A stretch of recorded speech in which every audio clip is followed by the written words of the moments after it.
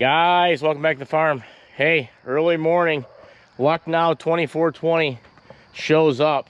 Can I get a little luck now? We got this on an auction. This is an older mixer, mixed a lot of feed, had some patch panels put in on the inside there because she was getting a little thin, but it was all in all pretty well maintained. There was a bearing out on this conveyor. I needed a specific mixer to dump into that conveyor, and it had to have a conveyor on here. Some of these come with an incline. This is a flat rack where it can slide from one side to the next. Come with a scale.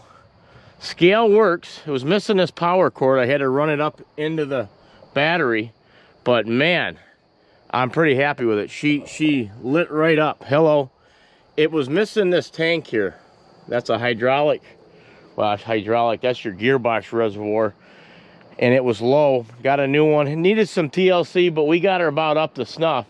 I'm going to show you how I load it every day. It's about 4 buckets of haylage in the bag over there. Then we'll get her running, bring it over. I'll put 3 buckets of corn silage in there, and that's about your mix. I needed a way to weigh that grain, high moisture grain, to get in there. The batch is calling for about 700 pounds. So what I figured was I take the backhoe and I put it right underneath that chute. And I showed you that. You'll just turn it on and you'll fill that bucket up, and that's about 700 pounds. I put that in first. I sprinkle that mineral right on top, and that's all it is.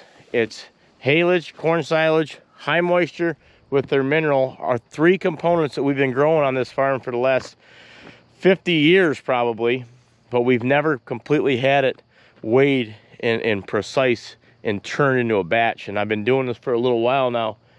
That mixer changes this feed. It turns it into a mash. You guys that run mixers, you understand what I'm saying. Any of you guys that are on the fence that haven't switched over like I have, I just got into this, but I can tell you there's gonna be results immediately because the cows just like it better. They digest it easier, and you're giving them exactly what they need. I didn't think you were gonna see results this quick, but you can already see the milk starting to go up by adding these 3 to 4 basic components, but adding them properly. So let's fire this up and let's go. Cooler mornings, fall's coming, but we've got a very hot stretch. Most of the country does. Supposed to hit 90, so I'm trying to get these cows fed, but at night she's been cooling off, so that's been good. Take this backhoe. I'm gonna dump the grain and the mineral in first, then we'll start that PTO and get the haylage put in.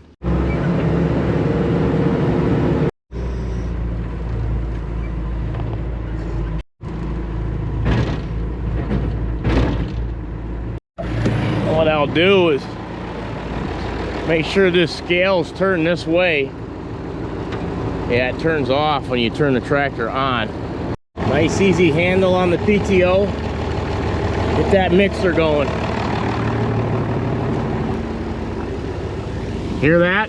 She's rolling. Okay, scale's reading 870. There was a little left in it. So we're probably sitting at 700 pounds of grain. Just where we want to be.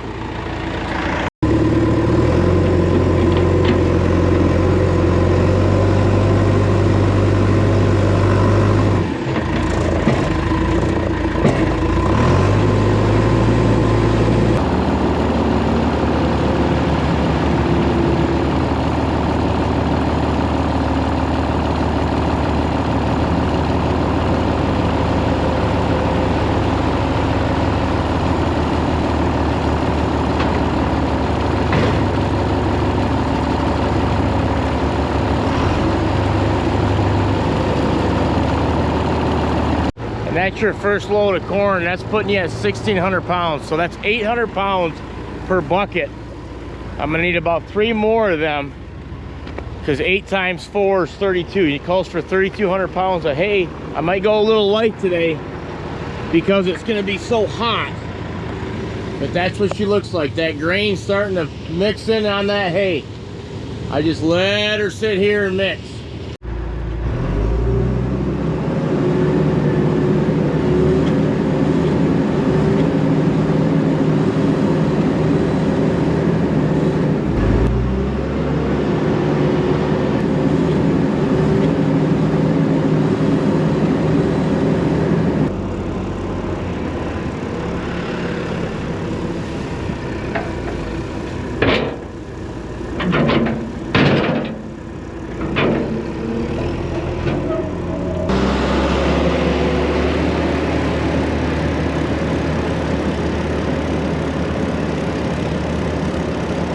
Okay, hay's in, grain's in, mineral, that's mixing together. That goes over by the corn silage. All we got to do is put in the corn.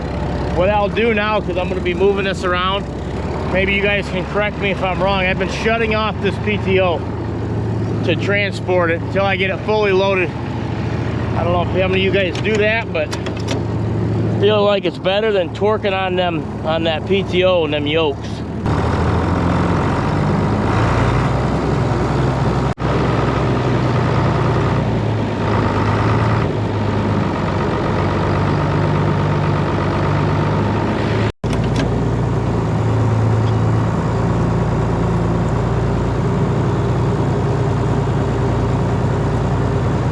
Perfect size mixer we need. Not too small, definitely not too big. I don't know if I'd want much a bigger one. It takes a lot of power to run this. Move it over here more. Keep her straight.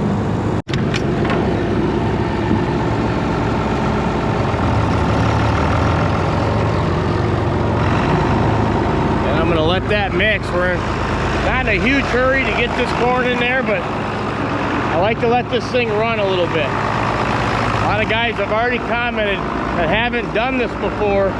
Those of you that have done it, you understand. See, we're gonna put about 3,000 pounds in there. That's only one bucket each.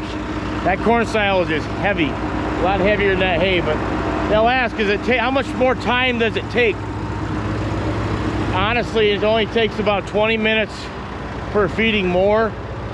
And since I've been doing this now, it's not about the time, really. That time, 20 minutes. You're picking it up on the delivery for one. You're unloading this baby a lot faster than you ever could them silos, especially the silo unloaders we have in there. Alongside the 3 middle silos are dangerous. The blocks are getting very bad. So on the account of your life and the cows getting exactly what they need, yeah, you're burning more fuel. Your 20 minutes morning and night, but there's something satisfying about blending exactly what a cow needs from all the forages that you grow. Something very, very satisfying about that. Let's get the corn silage in there.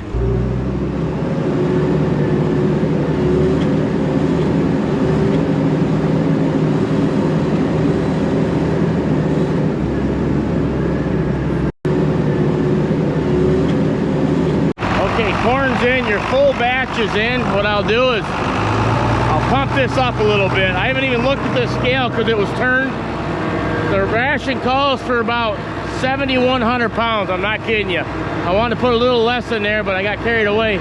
We are dead on at what we need to put. That's 3,200 pounds of haylage, 3,200 pounds of corn silage, 700 pounds of grain, and a little bit of mineral. You do the math. Like I said, it becomes I don't want to say a competition, but it's a challenge to get that right. Now she's mixing, cranking up. I'll wrap this bag up because I got a little time. I like to let it rumble. That's what it's for.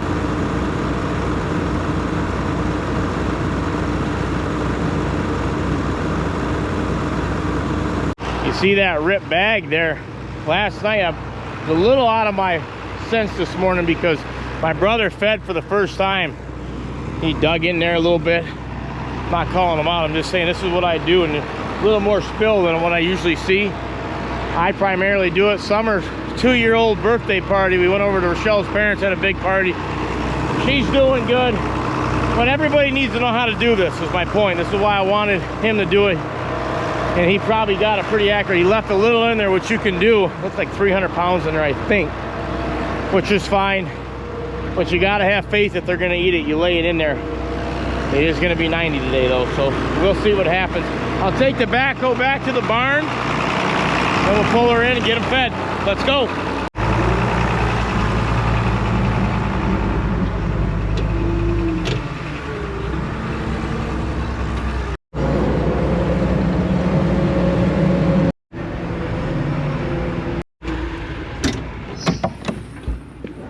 So that is the plan for time being. We've talked it over, discussed it. I said when we come up with this idea, it was a very animated conversation, but getting all that out, and this is a little tip for some of you guys. Sometimes you just got to let it all hang out, get the emotions out, get the arguments out, and then now we're working together. Now we're trying to figure it out. So I've got where I'm gonna have a bunch more corn silage bags in the middle there. I'm gonna have to chop that off, what I was alluding to earlier. Better get a better visual on it. And I'm gonna have to lay in some more pads, probably be 2 or 3 bags of corn silage there. If you look, all that water runs right in front of them bags. Had guys say you could put 300-foot bags up, but that put us here. The drainage goes right in, and that's why that corn's down like that. Massive amount of water stunted it. So you gotta know where your water drain is. That's it for us. And for the high moisture, I thought about putting a bag up, doing snaplage. But what more grips I come and thinking and talking, that 5th silo was our last silo built. It's very good shape, excellent condition.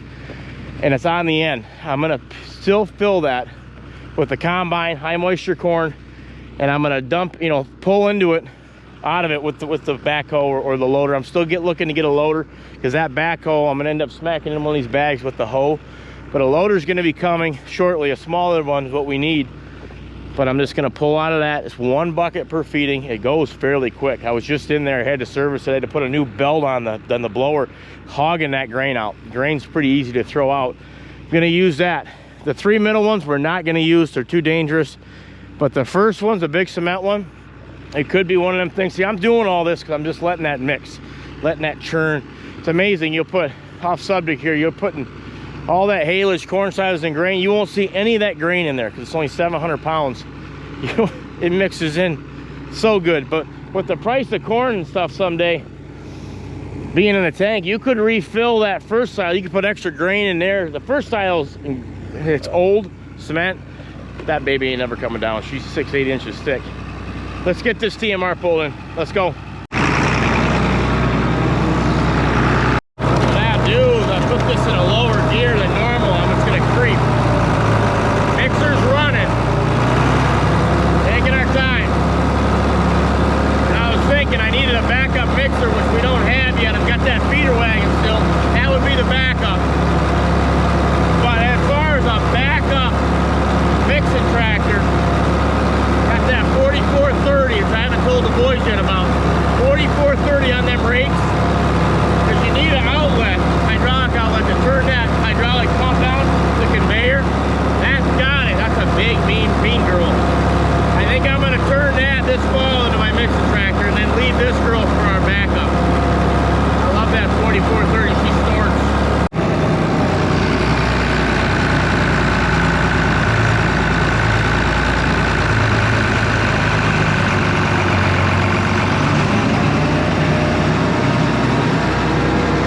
Put that in park. I've got it running a little above an idle. What I do, what I've learned, is you put a tub under here, because you got a little spillage. That auger turns this way when it whips it out. But I put this on there to block it. There's your new tank. Other than that, she's ready to go. Turn these conveyors on. No grain. The grain was preloaded. Conveyor.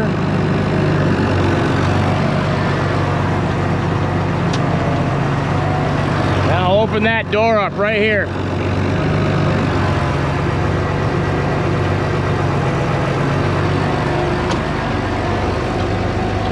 Open up a little bit more. All right, now that's plenty. And there's your weight. Slowly going down. And then we'll come out and watch the bunks, watch the feeders, watch the cows come in to eat.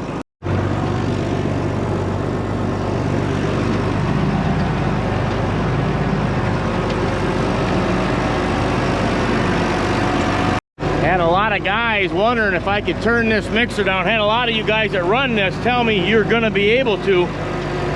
But they said, can you slow that down as slow as that feeder wagon? Well, I got news for you. Slower, and you don't have to worry about the top beaters falling down on you and piling. That is a consistent amount. Big wide conveyor here going right in there.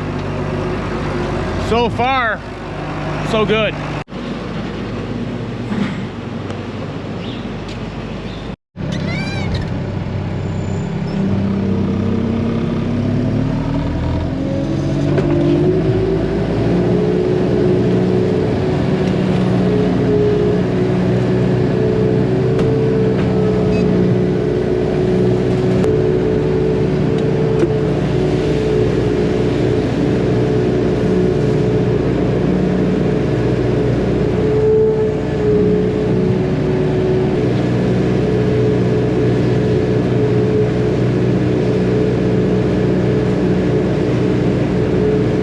once I get that rolling, I'll scrape this up, basically feeding the same way I was. It's automatic feeding out.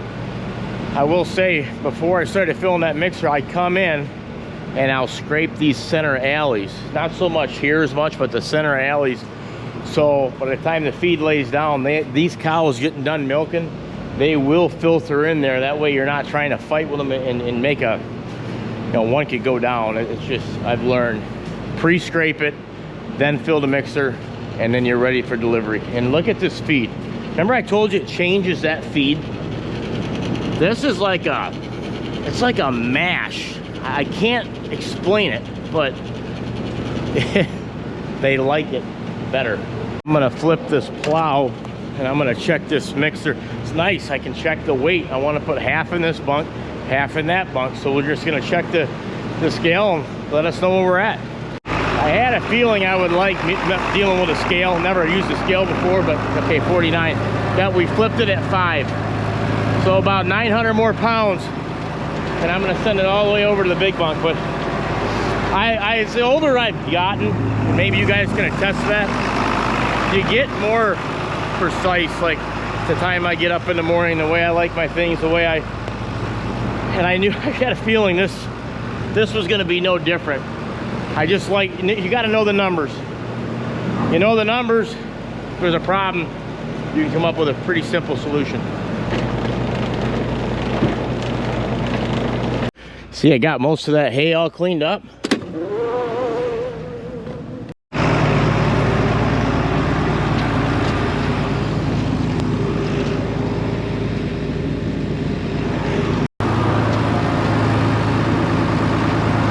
And we're switched over.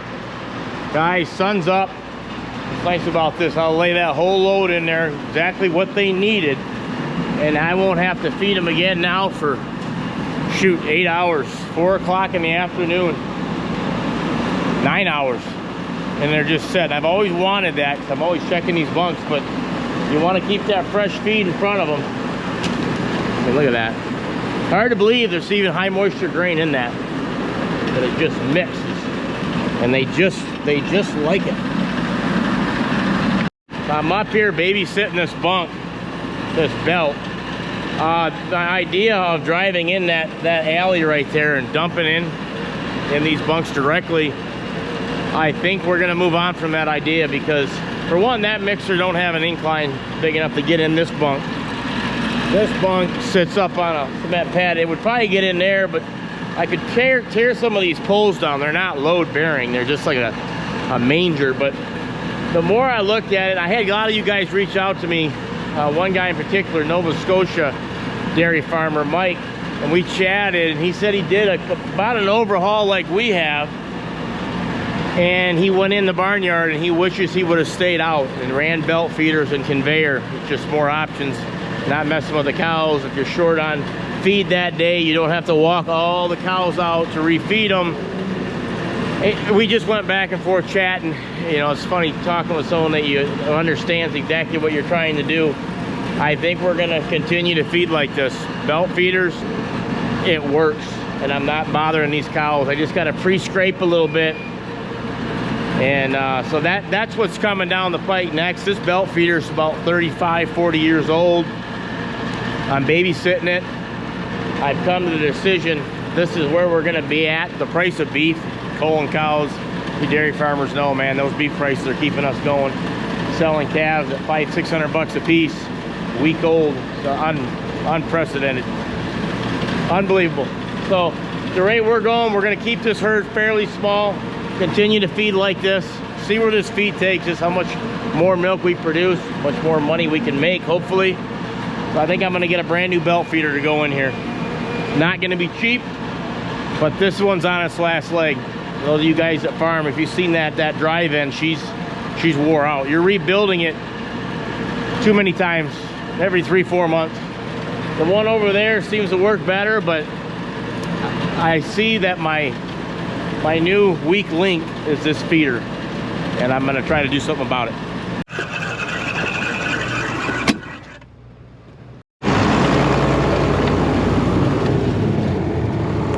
And that's it. That is all she wrote, boys. That's your morning feeding. That's 50 pounds in there because you guys that feed out of these, you know that a little bit of that sits on top of the auger. That's her empty, boys. Stainless. You can say she's had some use, but as much as we use it, basically like a hour a day is all you're using it. Looking for, not real heavy, but keep my eye open for a newer one. Like I said, this could be the backup, or use it just for heifers, but I'd like to find a little bit better. But for right now, she's working. And I throw a little extra scraps in my tub, and I carry this tub of mixed feed, and I just dump it right in the conveyor. No sense leaving a mess out here.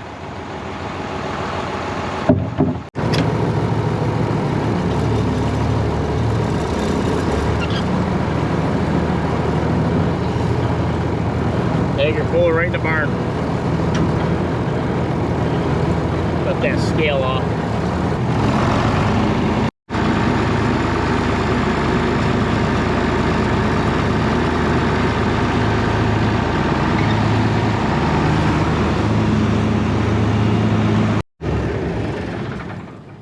Another thing I found out, these scales, they glow in the dark, so lights up. So if you did want to mix feed at night by, you could do that. Then I leave it right in there for tonight. So tell me guys what you think about that. If you've done it before, give me any tips, greatly appreciate it. Comment down below. If you haven't done it and you think you got an idea, or I'm helping you with an idea, we're learning it together, that's good. That's a good thing. Now let's head home, check on the family. I'll show you some projects I've been working on. Okay guys, back home, show you this project. What I did was I came in here and power washed all this railing and all the white around here. Well, it needed to be touched up. It was really getting dull. And man, did it just freshen this right up. I took and just stained it. Rochelle did a little bit. Then actually Chloe, my 9-year-old, helped me finish it up. So she's all done. Gutters back on, downspouts back on, but yeah, got a nice clean look now. Yeah, I power washed that about a week ago. I just was working at it slowly, something I wanted to get done before this summer's over. Stain both sides of the fence, that was a project in itself. And then what I want to do next year, I'm already gonna call this foundation. I painted it when I first moved in here, you know, close to 20 years ago. I'm gonna freshen all that block up with maybe a dark black and shiny paint. So that's gonna be the task next summer, next spring. 90-degree weather, Rochelle's relaxing. Got my brother's daughter over there, my 2 daughters. They got a slip and slide going on in the kiddie pool for the young ones there. 91 degrees. Let's make our way over to the garden and check on that. Tomatoes are coming in. Cucumbers are about tapped out. Had a whole bunch of them, but we've got about 6, 7 really nice looking pumpkins coming on, and we've got a couple different watermelons we're gonna try shortly. But this is the biggest pumpkin we've got. First year ever growing them, but 6 pumpkins, so we'll probably just carve them. So we say we carved our own pumpkins, but pumpkins, garden's doing good. It likes the heat. It likes the moisture. So that's gonna do it for the video. Hope you like the TMR. Twice a day, that's all I'm gonna do it. And it's gonna keep that feed fresher. I used to fill that wagon full of corn silage. We're feeding a lot less corn silage because I was feeding 60% corn silage to haylage, and that's why we weren't chopping our second cutting. But now we're doing 50-50, so be less corn, more hay. And I'll let you know on the increase of the milk. I've got it written down on what they were doing, and I'll let you know here in a few weeks once they get used to it, if we go up, how much we go up. So take care. See you next video. God bless.